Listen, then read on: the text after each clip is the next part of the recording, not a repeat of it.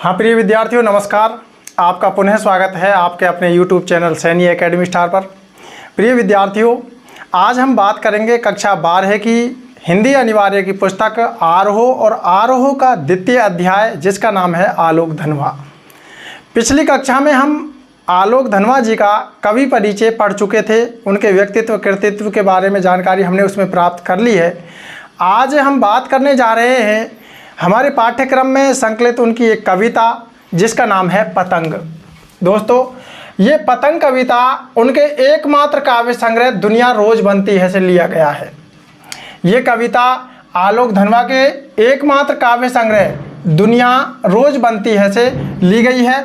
और पतंग कविता एक लंबी कविता है और ये 3 भाग, यहाँ पर इसका तीसरा भाग लिया गया है। तीसरा भाग, ये आपको ध्यान रखनी है, पतंग कविता का कौन सा भाग हमारे पाठ्यक्रम में शामिल है। तीसरा भाग है और ये कौन से काव्य संग्रह से है, दुनिया रोज बनती है काव्य संग्रह से ली गई है। प्रिय विद्यार्थियों, इस कविता में जो कवि ने बात की है वो बाल सुलभ इच्छाओं का सुंदर चित्रण तो है ही, इसमें बाल मनोविज्ञान तो इसमें देखने को मिलेगा ही। बिंदुवार हम समझते हैं। देखिए, पहला तो इस कविता में देखने को मिलेगा हमें बाल मनोविज्ञान। बाल मनोविज्ञान का सुंदर चित्रण है। इसमें बाल सुलभ इच्छाओं का, उमंगों का चित्रण किया गया है। दूसरा, इसमें प्राकृतिक परिवर्तन का भी चित्रण है। जो प्रकृति में परिवर्तन होते हैं उन प्राकृतिक परिवर्तनों का यहाँ पर जो है चित्रण किया गया है। देखिए, भादों गया सवेरा हुआ, तो भादों के बाद यानी वर्षा ऋतु के बाद जो है शरद ऋतु के आगमन पर जो परिवर्तन हमें प्रकृति में दिखाई देते हैं, उन सारे परिवर्तनों का इस कविता में चित्रण किया गया है। देखिए, जो ऋतुएं हैं वो सबसे पहले अभी जो ऋतु चल रही है वो ग्रीष्म ऋतु चल रही है। ग्रीष्म के बाद वर्षा ऋतु आती है और वर्षा ऋतु के बाद आती है शरद ऋतु। तो यहाँ पर वर्षा और वर्षा के बाद आने वाली शरद ऋतु का चित्रण है। उसके बाद आती है हेमंत। ये 6 ऋतुएं हैं। हेमंत के बाद आती है शिशिर और जो सर्वोत्कृष्ट ऋतु होती है उसका नाम है बसंत। वो बसंत ऋतु जो है सबसे बढ़िया, और हमारे जीवन का बसंत काल किसे कहा गया है, युवावस्था को। तो हम बात कर रहे हैं कि इस कविता में, पतंग कविता में बाल सुलभ इच्छाओं का चित्रण किया गया है, बाल मनोविज्ञान का चित्रण है। साथ ही जो प्राकृतिक परिवर्तन है, ग्रीष्म और ग्रीष्म के बाद वर्षा ऋतु, वर्षा ऋतु के बाद जो शरद ऋतु आती है, उसके कारण प्रकृति में क्या परिवर्तन दिखाई देते हैं वहाँ पर इसमें वर्णन किया गया है। 2 ऋतुएं इसमें हमें देखने को मिलेंगी, वर्षा और शरद ऋतु।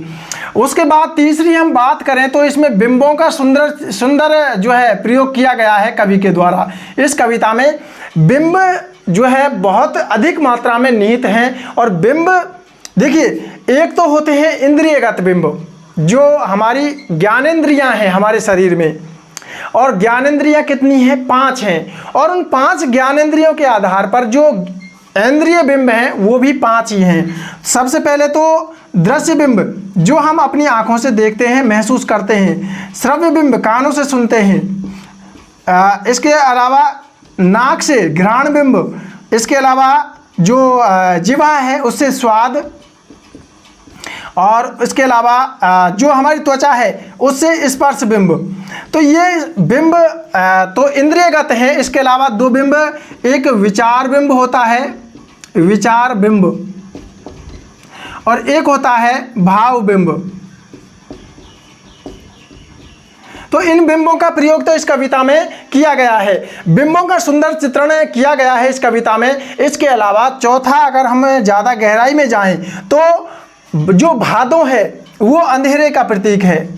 भादों यहाँ पर प्रतीक है अंधेरा, अंधेरे का प्रतीक है। और जो शरद है वो उजाले का प्रतीक है। शरद ये प्रतीक है उजाले का। तो यहाँ पर इस कविता में एक तरह से भादों यानी अंधेरे के बाद शरद उजाले का आगमन भी हुआ है। हम कह सकते हैं निराशा के बाद आशा या फिर दुखों के बाद सुख का आगमन होता है। तो ये कविता हमें अनेक बिंबों के सहारे, देखिए इसमें बाल सुलभ इच्छाओं का चित्रण है। बाल सुलभ इच्छाओं के चित्रण के साथ साथ क्रियाकलापों के साथ साथ प्राकृतिक परिवर्तन का भी हमें इसमें देखने को मिलता है वर्णन, और इसके अलावा सुंदर बिंबों के सहारे उन प्राकृतिक परिवर्तनों और क्रियाकलापों का इसमें चित्रण किया गया है। साथ ही इस कविता में संदेश निहित है कि एक अंधेरे के बाद उजाले का आगमन निश्चित रूप से होता है। ये कविता जहां बाल सुलभ इच्छाओं क्रियाकलापों का बिंबों के माध्यम से चित्रण इसमें किया गया है, वहीं जो पतंग है वो बाल उमंगों का एक सुंदर सपना है एक तरह से। और इसके अलावा इस कविता में जो पतंगों की ऊंचाइयां हैं, उन ऊंचाइयों की हदों से आगे भी जाना चाहता है बच्चों का मन।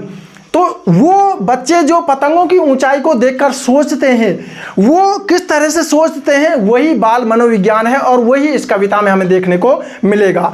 धीरे धीरे ये कविता बिंबों की ऐसी दुनिया में हमें लेकर जाएगी जहां प्राकृतिक परिवर्तन है, शरद का चमकीला इशारा है, दिशाओं के मृदंग हैं, तितलियों की नाजुक दुनिया है और छतों के खतरनाक किनारे हैं और उन किनारों से गिरने का भय है और भय पर विजय पाते हुए बच्चे हैं। तो देखते हैं कवि ने किस तरह से इस कविता में उन सारी बातों का वर्णन किया है। आइए हम एक एक करके इन सारी चीज़ों को समझते हैं।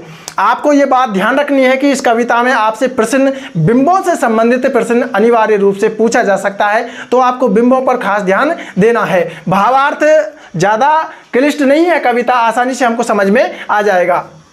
कवि कहते हैं सबसे तेज बौछारें गई, भादों गया सवेरा हुआ, सवेरा हो गया। अर्थात कहने का मतलब यह है बौछारें गई, बौछार शब्द आते ही आपके मस्तिष्क में एक बिंब बना होगा, एक छवि बनी होगी।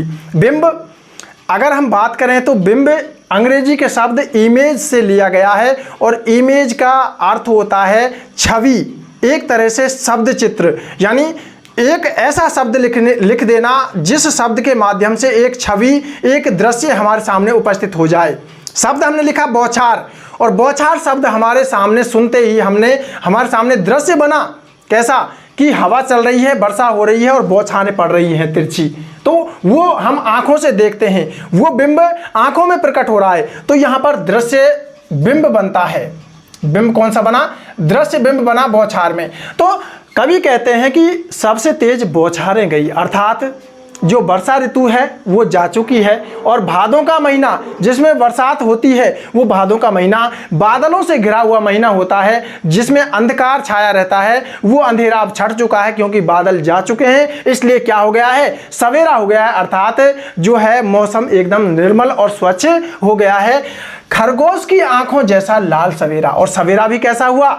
मानो खरगोश की आंखें चमक रही हों, और वो आंखें कैसी हैं? लाल हैं। देखिए जो खरगोश होता है उसका बाहरी आवरण, पूरा शरीर उसका एकदम निर्मल और सफ़ेद स्वच्छ होता है।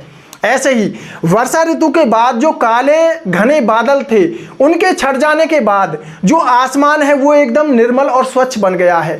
तो खरगोश का ये शरीर जो है, पूरा आसमान, पूरा वातावरण है, और जो सूर्य की लालिमा फैल रही है वो उसकी आंखों के समान है। तो एक बिंब हमारे सामने पुनः यहाँ पर बना है, दृश्य बिंब। तो वर्षा ऋतु के जाने के बाद, भादों के जाने के बाद जो सवेरा हुआ है, उस सवेरे में जो सवेरा हमें दिखाई दे रहा है वो खरगोश की आंखों जैसा लाल सवेरा हमें दिखाई दे रहा है। ऐसे सवेरा कब दिखाई दिया? जब शरद आया। कैसे आया शरद? पुलों को पार करते हुए। शरद आया पुलों को पार करते हुए। अब शरद आ रहा है, पुलों को पार कर रहा है। पुल, शरद का आना, चलना, गति हो रही है, और पुल हमारे सामने, उनको पार करने की क्रिया हो रही है। गति के साथ साथ बिंब बन रहा है, दृश्य बिंब। तो यहाँ पर शरद आया पुलों को पार करते हुए, गत्यात्मक दृश्य बिंब है। यहाँ पर भी दृश्य बिंब है और गति हो रही है। शरद जो बालक है, एक तरह से जो बालक रूपी शरद है, वो पुलों को पार करते हुए आ रहा है अपनी नई चमकीली साइकिल तेज चलाते हुए। और साइकिल है उसके पास, कैसी है, क्या है? साइकिल। और साइकिल को जैसे बालक कोई आ रहा है और वो बालक पुलों को पार करते हुए चाहे साइकिल को जोर जोर से चलाते हुए आ रहा है। चमकीली साइकिल है, और चमक हम कहाँ से देखते हैं? आंखों से देखते हैं। तो यहाँ पर भी दृश्य बिंब बना है, दृश्य बिंब। चलाते हुए और गति हो रही है अपनी चमकीली साइकिल तेज चलाते हुए। देखिए चमकीली, चमक से यहाँ आशय है एकदम निर्मल और स्वच्छता से। जो वर्षा ऋतु है उसमें जो बादल हैं उनके छटने के बाद आसमान एकदम साफ हो जाता है, तो चमक ज़्यादा दिखाई देती है, यानी एकदम निर्मल हो गया है, आसमान साफ हो गया है। और घंटी बजाते हुए जोर जोर से वो जो शरद रूपी बालक है पुलों को पार करते हुए आ रहा है अपनी नई चमकीली साइकिल को तेज चलाते हुए और घंटी बजाते हुए जोर जोर से। घंटी को कैसे बजा रहा है? जोर जोर से घंटी को बजा रहा है। और घंटी की आवाज़ हम कहाँ सुनते हैं? कानों में। और सुनने की क्रिया को हम श्रवण कहते हैं और यहाँ पर बना है श्रव्य बिंब। तो घंटी बजाने में श्रव्य बिंब है। और वो जो शरद रूपी बालक है वो अपनी साइकिल को तेज चलाते हुए आ रहा है। यहाँ शरद एक ऋतु है लेकिन उसका मानवीकरण कर दिया है। जब मानवीय गुणों का आरोप किसी निर्जीव वस्तु पर कर दिया जाता है तो वहां पर मानवीकरण अलंकार होता है। इसलिए इस पंक्ति में शरद आया पुलों को पार करते हुए मानवीकरण अलंकार है। दृश्य बिंब के साथ साथ मानवीकरण अलंकार है, मानवीकरण अलंकार। तो यहाँ पर शरद रूपी बालक पुलों को पार करते हुए आ जाता है, यानी एक ऋतु जा चुकी है दूसरी ऋतु आ चुकी है। पुल जोड़ने का काम करते हैं, दोनों ऋतुएं एक तरह से जुड़ रही हैं, यानी शीत ऋतु को ग्रीष्म ऋतु से यहाँ पर प्राकृतिक परिवर्तन की मैंने बात की थी, तो यहाँ पर प्राकृतिक परिवर्तन भी दिखाई दे रहा है। तो एक वर्षा ऋतु है और एक आगे आने वाली जो शीत ऋतु है, शिशिर है, हेमंत है, उन दोनों ऋतुओं को जोड़ने का काम यहाँ पर शरद कर रहा है पुलों की तरह। तो वो शरद आ गया है पुलों को पार करते हुए अपनी चमकीली साइकिल तेज चलाते हुए, घंटी को जोर जोर से बजाते हुए। जोर जोर में पुनरुक्ति प्रकाश अलंकार है।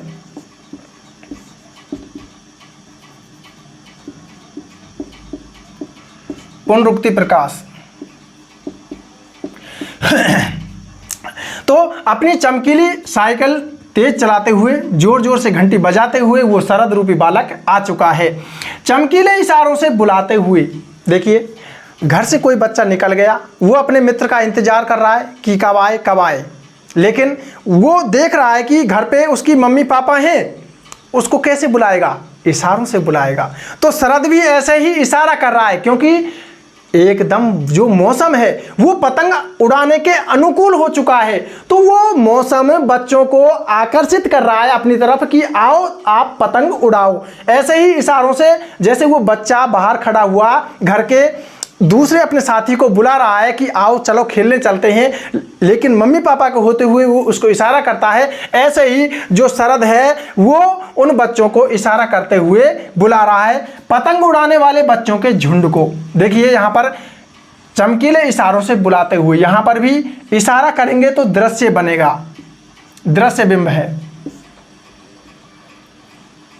दृश्य। पतंग उड़ाने वाले बच्चों के झुंड को, झुंड दृश्य बिंब है। चमकीले इशारों से बुलाते हुए, फिर इशारा आ गया, और आकाश को इतना मुलायम बनाते हुए कि पतंग ऊपर उठ सके।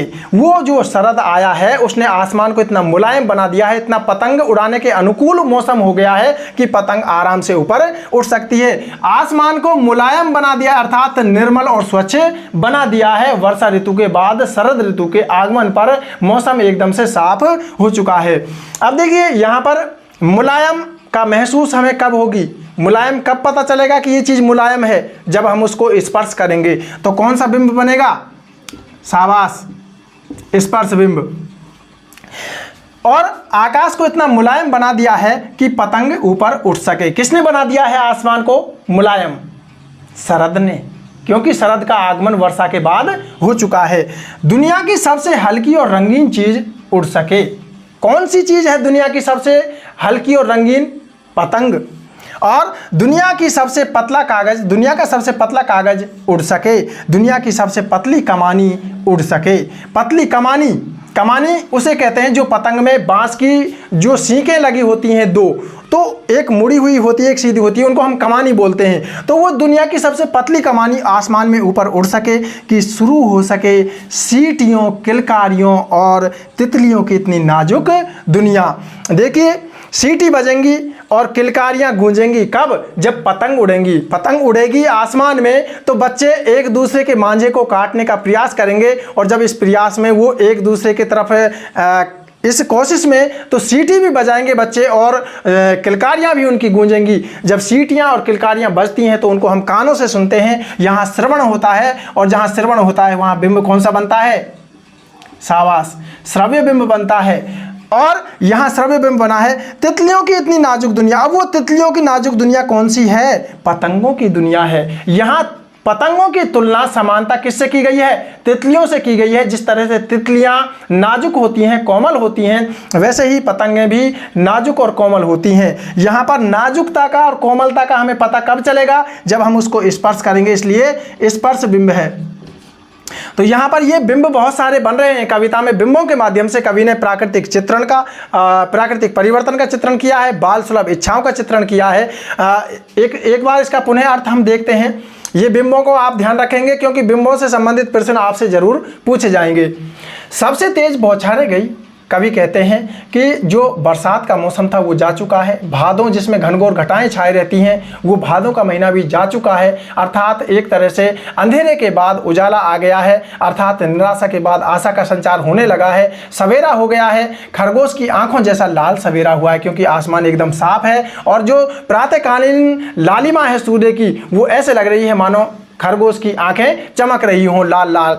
अपनी शरद आया पुलों को पार करते, और जो शरद रूपी बालक है वो अब आगमन उसका हो रहा है। देखिए, जब बच्चा जन्म लेता है तो वो शिशु होता है, शिशु से बालक, बालक से युवा और प्रौढ़ हो जाता है। ऐसे ही ऋतु का आगमन है तो वो बालक है अभी। तो शरद रूपी बालक जो है पुलों को पार करते हुए अपनी चमकीली साइकिल, यानी आसमान को उसने साफ कर दिया है, चमकीली साइकिल तेज चलाते हुए अब वो तीव्र गति से शरद आ गई है, और घंटी बजाते हुए जोर जोर से चमकीले इशारों से बुलाते हुए, यानी आसमान को पतंगों के एकदम अनुकूल कर दिया है, चमक बिखेर दी है, और बच्चों के, पतंग उड़ाने वाले बच्चों के झुंड को वो अपनी तरफ आकर्षित कर रहा है, चमकीले इशारों से बुलाते हुए और आसमान को इतना मुलायम बनाते हुए कि पतंग ऊपर उड़ सके।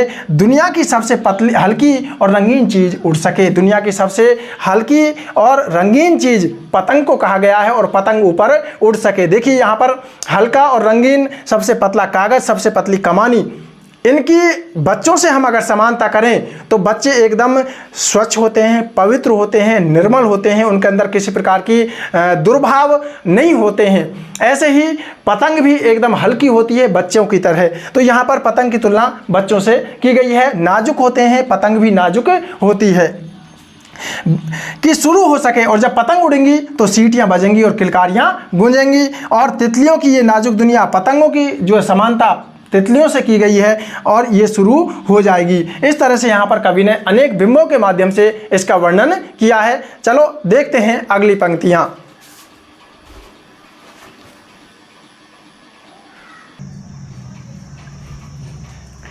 जी हाँ विद्यार्थियों, तो हम बात कर रहे थे कि शुरू हो सके सीटियों, किलकारियों और तितलियों की इतनी नाजुक दुनिया। वो नाजुक दुनिया अब शुरू हो चुकी है, क्योंकि क्या आ गया है? शरद आ गया है। और शरद कैसे आया है? पुलों को पार करते हुए, अपनी चमकीली साइकिल तेज चलाते हुए, और घंटी बजाते हुए और बुलाते हुए पतंग उड़ाने वाले बच्चों के झुंड को। आगे कवि कहते हैं, जन्म से ही वे अपने साथ लाते हैं कपास। वे कौन? हाँ, बच्चे। जन्म से ही वे अपने साथ लाते हैं कपास। ये आया है बच्चों के लिए, बच्चे। तो जन्म से ही बच्चे अपने साथ क्या लाते हैं? कपास लाते हैं। अर्थात जो बच्चे होते हैं उनकी जो है समानता की गई है कपास से, क्योंकि कपास और बच्चे दोनों कैसे होते हैं? मुलायम होते हैं, नाजुक होते हैं, मुलायम। तो यहाँ पर भी स्पर्श बिंब बनेगा। कपास को हम छूकर देखेंगे, कपास दृश्य बिंब बनता है, और यहाँ पर जो है स्पर्श बिंब दोनों बनते हैं। तो जन्म से ही वे अपने साथ लाते हैं कपास। बच्चे इतने मुलायम होते हैं, इतने नाजुक होते हैं, कपास की तरह हल्के होते हैं बिल्कुल। तो जैसे कपास को अगर नीचे पटका जाए तो उनको चोट महसूस नहीं होती है, वैसे ही बच्चों को चोटें काफ़ी लगती हैं, लेकिन उन चोटों को वो महसूस नहीं करते हैं, क्योंकि काफ़ी हल्के होते हैं और मुलायम होते हैं। पृथ्वी घूमती हुई आती है उनके बेचैन पैरों के पास। बच्चों के पैर कैसे हैं? बेचैन है, यानी उनको चैन नहीं है। बच्चे हमेशा दौड़ते रहते हैं, चलते रहते हैं, एक जगह स्थिर आपने बच्चों को कभी नहीं देखा होगा, बड़े चंचल होते हैं। तो ऐसा लगता है मानो पृथ्वी भी घूमती हुई खुद ब खुद उनके पैरों के पास आ जाती है जब वो तीव्र गति से चलते हैं। जब वे दौड़ते हैं बेसुध छतों के और भी नरम बनाते हुए, जो छत हैं वो कठोर होती हैं, चाहे गर्मी हो, चाहे मौसम कैसा भी हो, चाहे तपन हो, लेकिन वो जो कठोर छत हैं वो भी कैसी बन जाती हैं? नरम बन जाती हैं। जब वे दौड़ते हैं बेसुध छतों को और भी नरम बनाते हुए, नरम ये जो है स्पर्श बिंब है, यहाँ पर स्पर्श बिंब बनेगा। तो बच्चे जब दौड़ते हैं तो ऐसा लगता है मानो पृथ्वी खुद ब खुद उनके पैरों के पास आ रही है। बड़े चंचल होते हैं, बेचैन होते हैं, एक जगह स्थिर नहीं रहते हैं, पतंग उड़ाने के चक्कर में इधर उधर घूमते हैं, भागते हैं। और जब वो दौड़ते हैं तो ऐसा लगता है मानो दिशाओं को मृदंग की तरह बजाते हुए। देखिए, मृदंग बजता है तो ध्वनि होती है, और ध्वनि को हम कानों से सुनते हैं, तो यहाँ पर बनेगा श्रव्य बिंब। तो जब वो बच्चे दौड़ते हैं तो ऐसा लगता है मानो दिशाओं में उनके पैरों की जो आहट है वो उन दिशाओं को मृदंग की तरह जैसे बजा रहे हों। जब वे पैंग भरते हुए चले आते हैं डाल की तरह लचीले वेग से, अक्सर छतों के खतरनाक किनारों तक, उस समय गिरने से बचाता है उन्हें सिर्फ उनके ही रोमांचित शरीर का संगीत।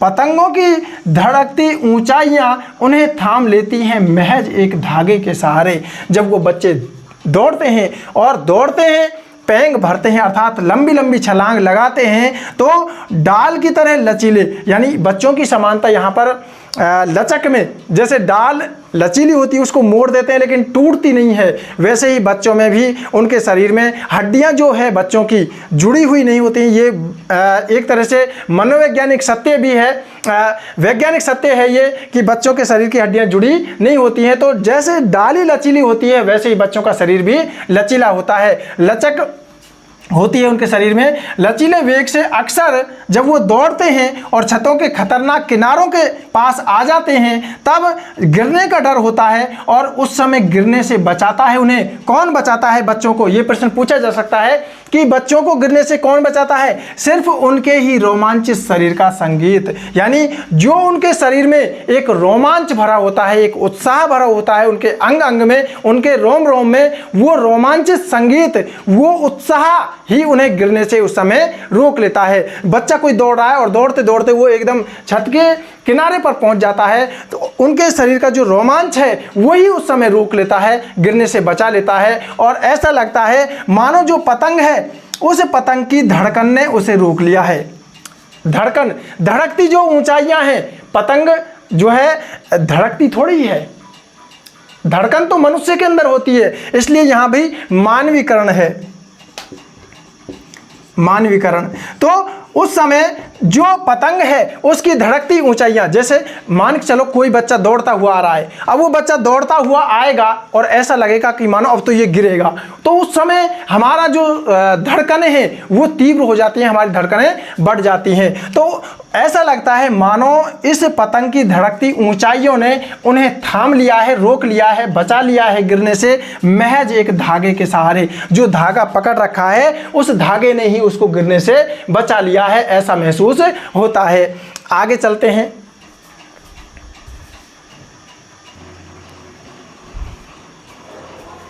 हाँ दोस्तों, पतंगों की धड़कती ऊंचाइयां उन्हें थाम लेती हैं महज एक धागे के सहारे, और वो बच्चा गिरने से बच जाता है। अगर गिर भी जाता है तो फिर क्या होता है? तो फिर वो उसका भय निकल जाता है, वो और ज़्यादा चंचल हो जाता है। देखते हैं आगे कवि क्या कहते हैं। पतंगों के साथ साथ वे भी उड़ रहे हैं अपने रंध्रों के सहारे, यानी पतंगें तो आसमान में उड़ती हैं, लेकिन जो बच्चों का बाल मन है वो उन पतंगों की ऊंचाई के पार जाना चाहता है, वो भी उड़ रहे हैं और उनका जो रोमांच है वो चरम पर है। पतंगों के साथ साथ वे भी उड़ रहे हैं अपने रंध्रों के के सहारे। रंध्र यानी उनके जो रोम रोम है उसमें रोमांच भरा हुआ है और उनके रोमांच की सीमा नहीं है। वो उन पतंगों, उनकी जो कल्पनाएं हैं, वो जो विचार आ रहे हैं उनके मन में, वो जो विचार हैं वो पतंगों की ऊंचाई के भी पार जाना चाहते हैं। तो बच्चे भी उड़ान भर रहे हैं, पतंग तो उड़ान भर ही रही है, लेकिन बच्चे भी अपनी कल्पना की उड़ान भर रहे हैं। अगर वे कभी गिरते हैं छतों के खतरनाक किनारों से और बच जाते हैं, तब तो और भी निडर होकर सुनहले सूरज के सामने आते हैं। पृथ्वी और भी तेज घूमती हुई आती है उनके बेचैन पैरों के पास। और ऐसी स्थिति में पतंग उड़ाते समय अगर कोई बच्चा गिर जाता है, अगर वे कभी गिरते हैं छतों के खतरनाक किनारों से, जो छत होती है उनके किनारों से अगर कभी बच्चा गिर भी जाता है और वो बच्चा गिरने के बाद बच जाता है, और अक्सर बच जाते हैं क्योंकि बच्चे बहुत जो है कोमल होते हैं, हल्के होते हैं, इसलिए अगर वो गिर जाते हैं और गिरकर बच जाते हैं तो उनका उत्साह दुगना बढ़ जाता है और भी निडर हो जाता है, उनका भय निकल जाता है। सुनहले सूरज के, यानी जैसे ही अगले दिन का सूर्योदय होता है, उस सुनहले सूरज के सामने और अधिक दुगने उत्साह के साथ और बढ़े हुए विश्वास के साथ वो जो है आते हैं और उनके चंचलता और ज़्यादा बढ़ जाती है। ऐसा लगता है मानो पृथ्वी भी और तेज घूमती हुई उनके बेचैन पैरों के पास आ रही है। इस तरह से यहाँ पर बिंबों के सहारे जो बाल सुलभ क्रियाकलाप हैं, इच्छाएं हैं, उमंगें हैं, जो बाल मन कल्पनाएं करते हैं, उन बाल मन की कल्पनाओं के साथ साथ प्राकृतिक परिवर्तन और अंधेरे के बाद उजाले का आगमन इस कविता में बताया गया है। तो इस तरह से धनवा जी ने ये कविता प्रस्तुत की। यहाँ पर पतंग के बहाने उन्होंने बच्चों की जो धड़कती हुई ऊंचाइयाँ हैं, उनके जो सपने हैं, उमंगें हैं, उत्साह है, उसका वर्णन बड़े सहज तरीके से बिंबों के माध्यम से किया है। अगली कविता लेकर आप लोगों के सामने पुनः उपस्थित होंगे। अगर आपको वीडियोज पसंद आ रहे हैं तो चैनल को सब्सक्राइब करें, लाइक और शेयर करें। अगली कक्षा में पुनः मिलेंगे, तब तक के लिए नमस्कार, जय हिंद।